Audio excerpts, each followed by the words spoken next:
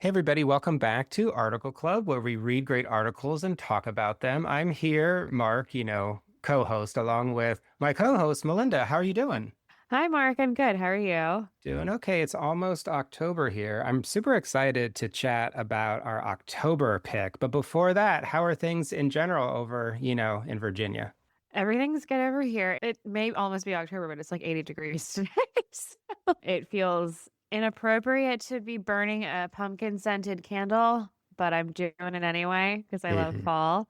For those following my fostering journey, all of the animals that I have fostered have been adopted. So I had three kittens, currently fostering a fourth kitten still. She's still with me. And then I had a puppy. They all got adopted super quickly. So Melinda's Hotel for Foster Animals, undefeated in the So good. adoption category. It's really good. Congratulations. That's definitely a skill. So great work. It's fun to do. It's very fulfilling. If anyone's ever been curious about getting involved with their local shelter or the SPCA, I highly recommend. It's good. It's important work. Over here in Oakland, we had our HHH last week. It was really a nice, Uh, beautiful experience, a gathering, just like it is always. love. But super good shout out to actually Elise, Article Clubber Elise, who you Oh, know. And yes, I do. yeah, so Elise is sort of like a superstar. Never met her in public, or I guess in life, up until last Thursday, because she's gone to 40 different discussions, because like 40. So like she's a Wow, superstar she and she's is been amazing, but it was great to see her in real life. And everybody went up to her and they were like, "Oh, you're the Elise, you're the Elise." And it was pretty the amazing. Elise. I know. That is true. Shout out to Elise if you're listening. We love and appreciate you tons. Yeah, so that was cool. And I'm really excited to talk to you. We haven't talked about October's article. So the article is called Too Afraid to Eat, but it's also called Dread at the Dinner Table. And it came out a couple months ago in New York Magazine, and it's by Caitlin Moscatello. And like a lot of things, when I'm reading for stuff, I like to read for stuff that like is totally shocking, but also new to me. And Yeah. so it's about young kids who Mhm. stop eating because they are afraid to eat. Yes. And like they totally stop eating. Like Yeah. they It's used really to eat scary. and then they stop. So when you read this, how'd you feel about it? I think I felt the same way about you as you. Like I'd never heard of this. I think I've said this before. I enjoy articles that I like introduce me to a completely new concept, right? Like it's fun to be educated, even if in this scenario you're educated and also terrified. This is just like very haunting of an article. It's very scary to think about. It's also, I think, important because something that I do not have children, but I think that one of the important parts of this being written is that it probably helps a lot of parents who are also experience this, like know that they're not alone and that this is a problem that other people have that are also trying to navigate, which I find really valuable. But I was shocked. I was just shocked the whole time. Like I kept getting shocked the whole time. Is that how you felt?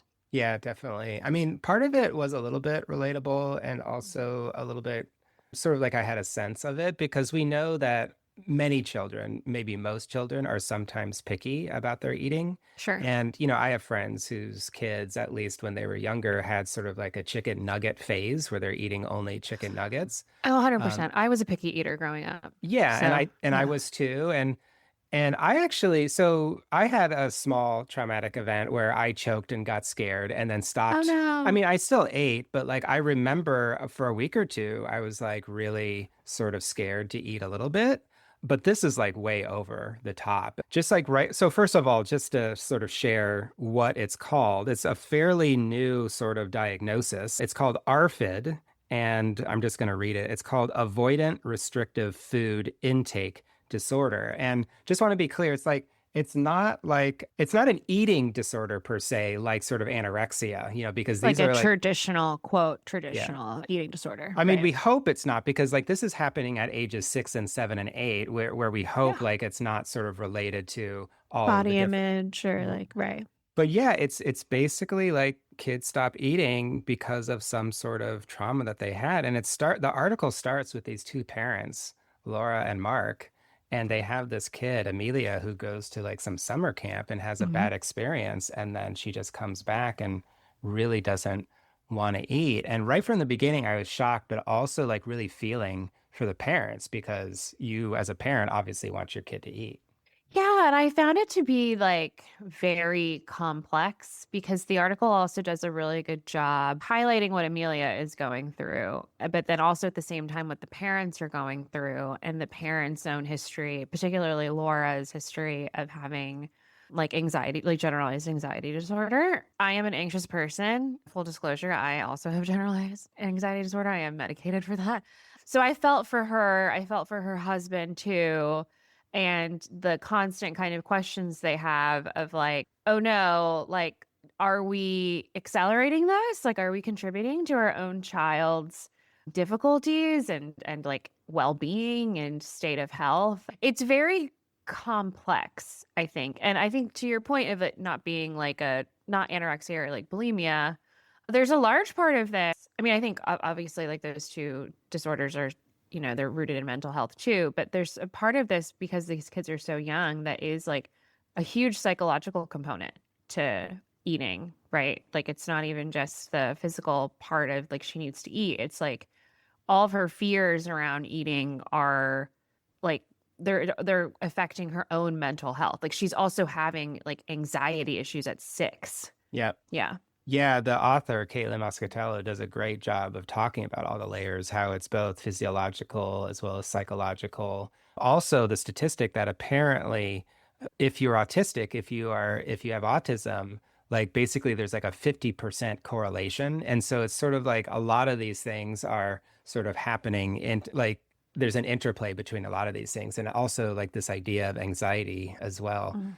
But yeah, it's like really, I like how your point also about how the parents just don't really know exactly how to be because eating obviously is both important for survival, but it's also a daily thing too. So like, back when I was a kid, it's like, oh, you just ate and you're supposed to eat and you're supposed to eat the whole thing at Mhm. the dinner table. And then Mhm. that also can be seen as traumatic. There's this great sort of question and quote that the author has on sort of like the second or third page about parenting. And she writes, when does our vigilance contribute to our children's anxieties? And when is it the only thing keeping them alive? I highlighted the same quote. Well, there you go. I also highlighted the question before that. How much control do we have over our children, or how much control should we exert? Which I found really interesting. There's a lot of stuff in here about parenting and like Yeah. this generation of parenting and like generations before and discussions about food. It also, like, just as you were talking about, it had me reflecting on like how we thought about food growing up. And like, I have, for the most part, I have like a lot of like wonderful memories around food. My dad taught me how to cook and I enjoy cooking, and food was kind of like a way of like showing love. But also might be just like a Filipino thing. But I also have like very like visceral memories around food where it's like you have to eat everything. Like you can't waste this. Like you're gonna sit here until you finish it. And that in and of itself can be like very, maybe not like a catalyst to something that's severe, but it is like a something you will carry. And it's something that like, should you do that to your child? Yeah. Yeah, I mean, for me, it was this idea, the expectation of eating of abundance as well. In the Italian family, there was just always food around. It was associated, obviously, with love and family, and the idea of like you must eat everything.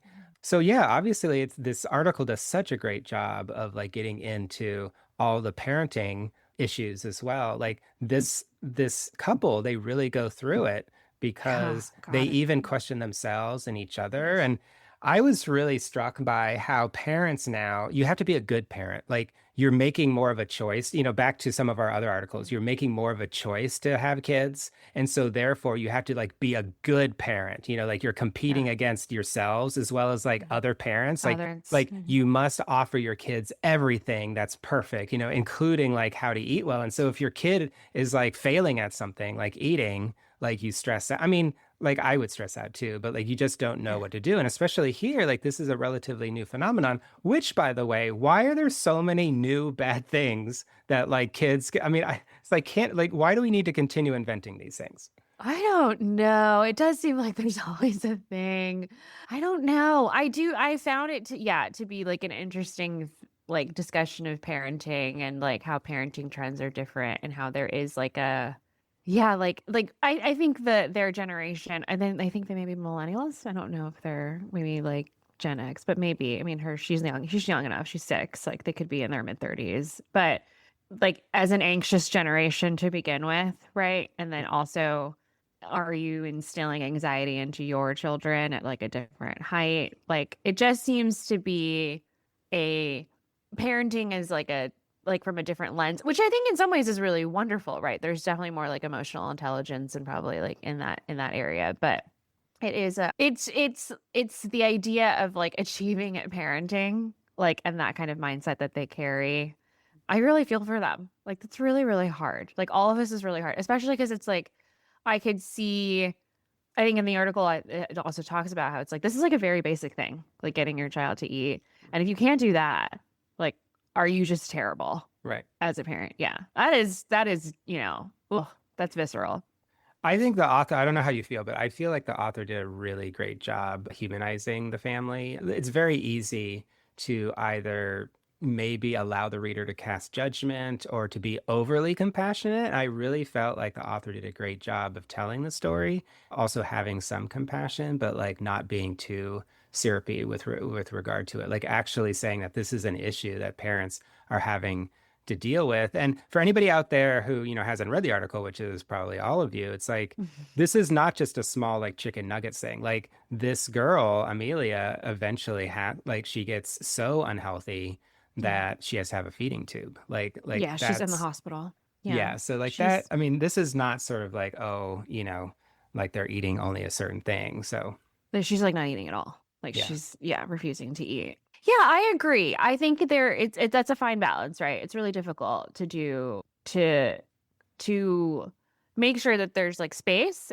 for compassion for that, but also at the same time to talk about and show the complexity of like they're human, right? They're imperfect, and she's not the author is not going to shy away from like yeah, like the mother has like a history of anxiety, like the father would like they would scream at the child, right? Like it's complicated and they're not it's almost like a interesting way to push back against this narrative of like you have to be good at parenting, you have to be Mhm. great at it, right? And to show that like this is a huge challenge that they never anticipated. It is far bigger than they could have ever managed, right? Like they need like a healthcare team. They like need and it's ongoing, right? Like this is something that is like part of their lives. So I agree. I had a lot of empathy for them, but I also find it to be it's just very honest about like who these people are and the challenges that they face. Hmm. Yeah, I totally agree. I really appreciated just the idea of learning, as you say, something about something new, even though it was a little bit harrowing. But that apparently is a trend for me, like choosing all these articles about. I Uh, think that's good. yeah. But like it did get me thinking, like, even though I sort of joked about it a few minutes ago, like being a parent, I have so much respect for because you just don't Yes. know what's going to happen with No. your kid and like how difficult it's going to be. And then you have this kid who's 6 or 7 years old and it's still already you're doing your best job that you can. And already there's like significant issues. So, first of all, a huge amount of compassion to all parents and respect. But also, I do really question this. Like, I guess what I'm saying is there any commentary here? I don't think the author's trying to provide commentary, but like, I still go back to where we are as a society, where there's just like, it's almost impossible in some ways, not to like be too dramatic about it, but it Mm. seems like it's almost impossible for us to have a quote unquote, I mean, these are bad words, but regular normal childhood. Like it seems like there's so many landmines and it just There stresses are. me out. I mean, it stresses me out sometimes. Oh, yeah, constantly. I mean, so what do we do about it? I don't know. I mean, we have spent as folks who have maybe like, regular listeners, which we love. Big hugs to you. We know we've reread a lot of articles on how technology ruins young people's. Those are landmines. Oh, I guess I wonder if like awareness is important and that's the thing that is provided here. I don't know. Can we even have or do we even live in normal times, Mark? Like what's normal? Yeah, What is it? exactly. What is normal? I was thinking about this because like right, like so I'm in my like mid 30s, late 30s. I don't know. Yeah, I'm 37. And so, I grew up in a time where it was like go outside. like you need to entertain yourself.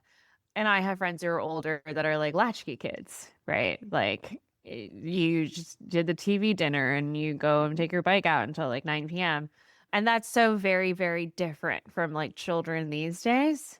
So I don't know. I think I'm babbling, but all to say, like, I guess normal is just not even close to what our normal was.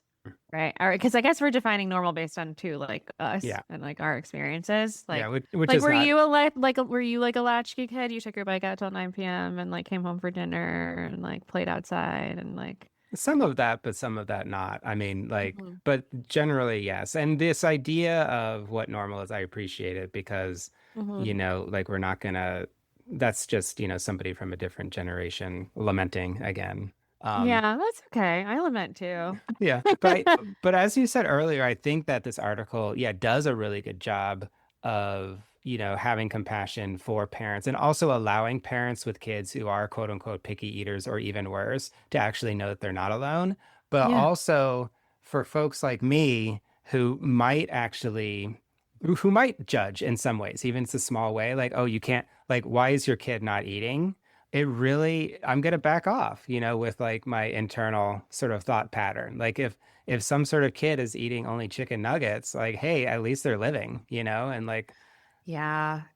And it is such a time where, again, to your comment about like, there's just so many, it's like a minefield with like all the different things that can come up. Like, again, we've talked about screens and how it is not great for young people. But like an article like this, I'm like, oh, I have compassion for the mother that's just tired and just like wants her child to like sit for an hour watching something on YouTube because she just really needs to like do the laundry without somebody climbing up on top of her and needing stuff. Like there's a lot of compassion for anybody to to have like reading this, whether you have children or you don't. If you don't even have like if you're not like an aunt or an uncle or anything like that. Like I think it is like oh yeah, like this is really really tough. And the thing I kept thinking about is like this is one, it is a major part of her life. Obviously, eating is a major part of Amelia's life, but she's also like has other needs, yeah. right? Like she's 6, like she's learning, she's supposed to be like in kindergarten. She was going to a camp, right? Like she wants to like meet kids her age so she can like socialize with her peers. Like Hmm. she's supposed to be learning, like she's starting school. So she's like finally learning things. And that's also a part of her life. And this is the major issue that's taken over their lives. And so it's one facet of parenting, albeit a big one.